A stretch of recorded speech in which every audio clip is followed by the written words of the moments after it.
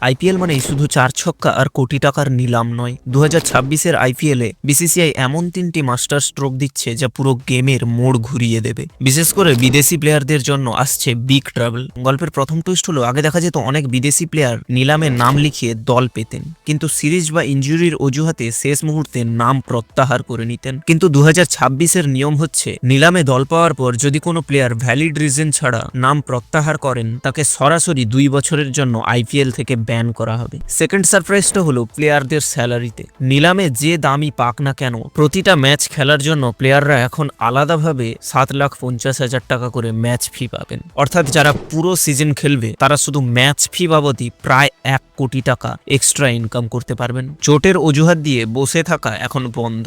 সবশেষে 2026-এর আইপিএল হতে যাচ্ছে ইতিহাসের সবচেয়ে লম্বা আসর, যেখানে ম্যাচের সংখ্যা 74 থেকে বেড়ে হচ্ছে 84। আর বহুল বিতর্কিত ইম্প্যাক্ট প্লেয়ার রুল থাকবে কিনা তা নিয়ে টিমগুলোর মধ্যে চলছে বিশাল কোল্ড ওয়ার। রোহিত বিরাটরা এর বিপক্ষে থাকলেও ব্রডকাস্টাররা চায় এই ড্রামা চলতেই থাকুক। বিসিসিআই এর এই কড়া নিয়মগুলো কি সঠিক, নাকি প্লেয়ারদের ওপর প্রেসার বাড়ানো হচ্ছে? আপনার ওপিনিয়ন কমেন্টে জানান। আর এমন ধরনের ভিডিও দেখার জন্য চ্যানেলটি সাবস্ক্রাইব করতে ভুলবেন না।